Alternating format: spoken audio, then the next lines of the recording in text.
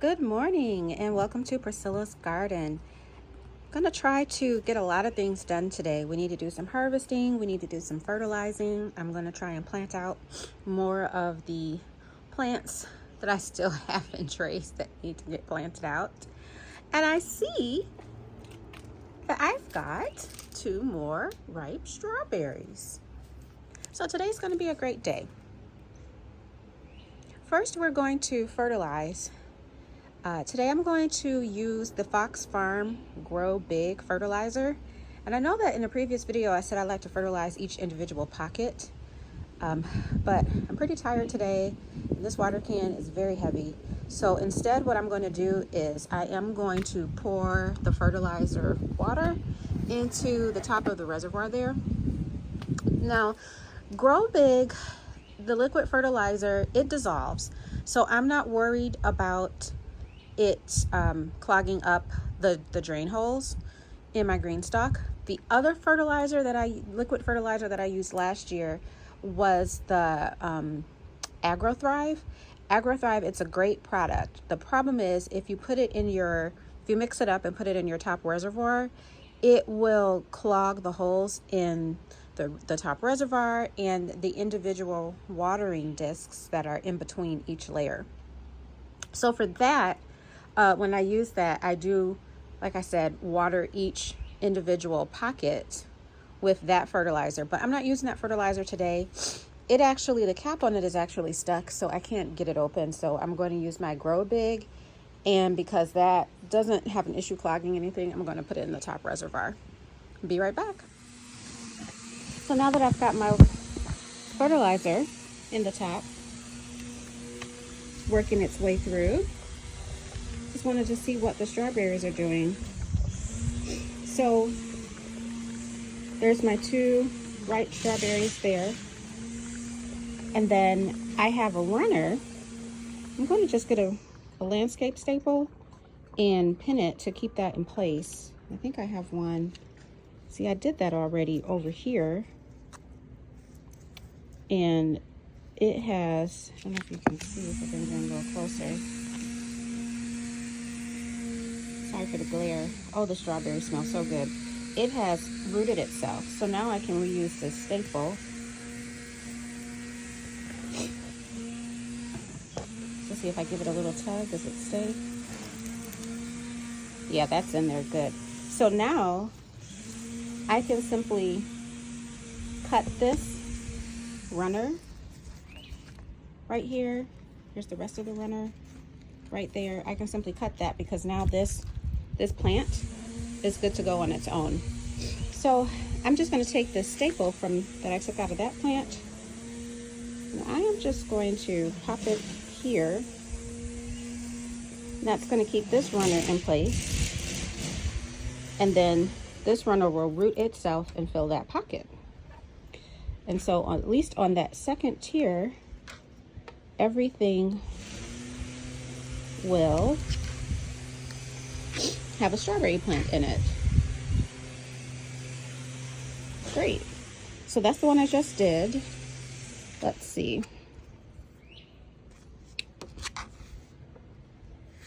That one is done. Now, is this one? Did this one root? No, it still needs a little time. So we're gonna let it have that time. We're just gonna stick this staple back in. Let me really push down on it so it's good contact with the soil and let it do its thing. However, remember the 3rd row was my problem row. That was the bare root strawberries, the jewel bare root strawberries. So you can kind of tell the difference in the leaves.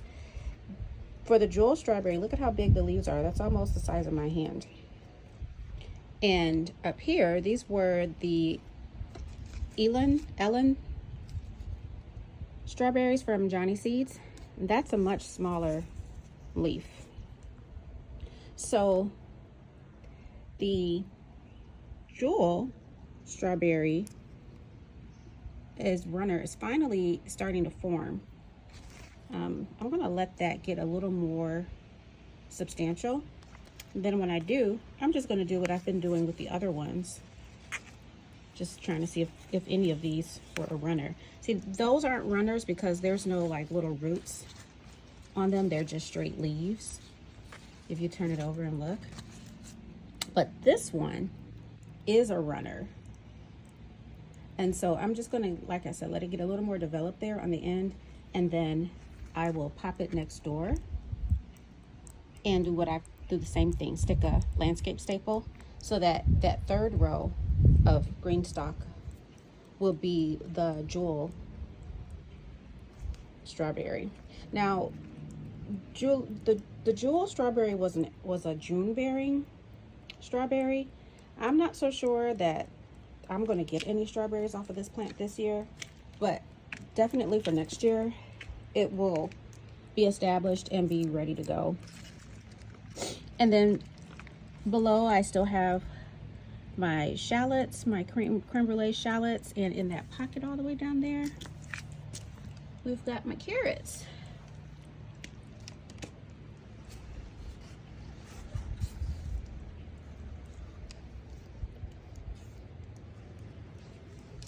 So I am going to harvest my strawberry. I need to get a little basket. I'll be right back.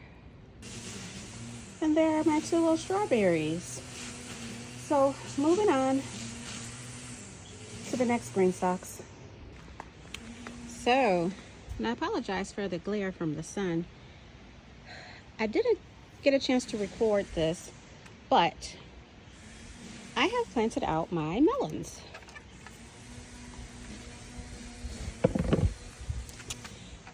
So in this GreenStalk, this was the Inventor's Bundle GreenStalk, and it has 3 of the original tiers on the bottom, and there should be 2 of the original tiers on the top, but I took off 1 tier and I put it on my pink tier that's got the strawberries on it because it was too tall. So what I did was, in the empty pockets, I planted out my melons. In this top row, top original row, is the Minnesota midget cantaloupe, and so I have 2 of those. And then I still have my radicchio that's not ready to harvest yet. It's the head in there is still pretty small, and it's not a tight head just yet, but it's getting there. So I have 3 of those. So when these come out, I can still pop another 1 or 2 Minnesota midgets in here, which is what I will do. I mean, they're getting closer. And then once again, with all those onions I had stuck an onion in here, so I want to see that through. And then what I will do is, these plant supports that I have on top, I'm going to put one on each of these tiers. And as the melons grow, the plant support will help to support the vines. So in this next row down here is the Tigger melon. I got those seeds from M.I. Gardner. I heard that this was a really good melon, very sweet, very tasty. So I decided to give it a try. So I put 4 of those down here, and eventually this lettuce will come out, giving the Tigger melon some more room. And I may just go ahead and pull this lettuce today. I need to take a better look at it because it looks like it's trying to bolt, or it may have even already bolted. And then in the very, very bottom are the Sugar Baby watermelon. So those are all of these are like small personal sized melons. And I have 4 down here. Now, some people put 1, some people put 1 every other pocket. I've seen people put 1 in every single pocket. So I've got 4 down there. We'll see how it goes. If it looks like that's too much, I can always take 1 out, so that the other ones have more room to thrive, but we'll see how it goes. So next, I think we should address the lettuce. So I'm gonna take a look and see what that's looking like. Well, I decided to give the arugula a haircut. I've been fighting with this arugula for the last 2 weeks now because it has been trying to go to seed. So I keep picking out the seed head, the flower head, picking it out, it keeps coming back. So, and it's had gotten really tall. So I've cut it down. We'll see what happens in the next week or two. If not, I'll just go ahead and pull this and replace this with green bean seeds. Then down here for this lettuce, as you can see, this is really tall, which means it too is trying to bolt. So I'm just going to go ahead and pull this lettuce, and hopefully it's not bitter. Sometimes when lettuce is trying to go to seed, it will also taste really, really bitter. So hopefully that's not the case, and then we can eat it. If not, we'll put it in the compost, and we'll get the plant supports on for the melons. All right, so we're all done for now. Since this GreenStalk has melons in the bottom that need to be pollinated, and since I've taken out the lettuce, and since it has onions, which are casting off an onion smell, I am going to try leaving the cover off, like I said, so that my melons can be pollinated by the bees and the birds. I could hand pollinate, but these flowers are so tiny, as you can see, and that's really hard to hand pollinate. I've done it, but it is quite difficult. So I'm going to leave the cover off. Hopefully nothing tries to eat my GreenStalk. But it's okay if it does. These melons, I think we still have time in the growing season. If I needed to start them over, I could. So for my next GreenStalk,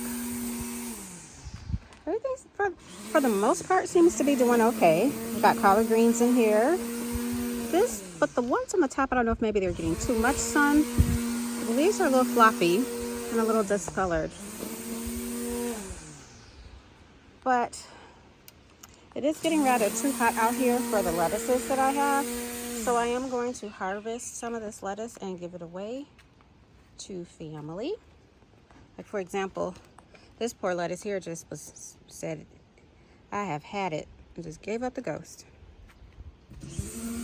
So I've thrown some fertilizer in the top there.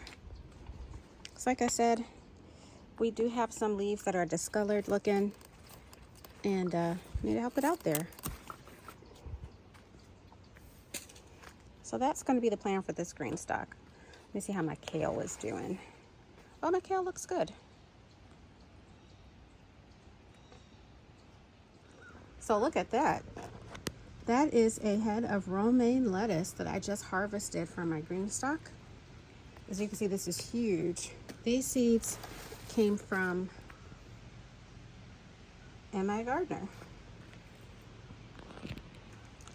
And this is the empty space that I just took that head of lettuce out of.